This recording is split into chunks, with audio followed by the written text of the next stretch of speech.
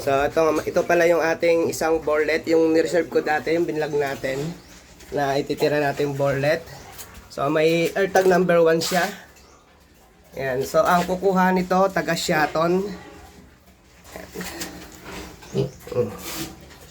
So yung ating borelet.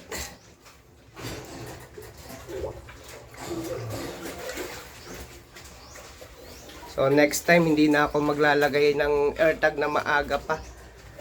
Yung inangat-ngat nila, yung iba naman ay natatanggal ano yung ano. So ito hindi pa masyadong condition to, pero katawan nitong borelet natin. So maganda na.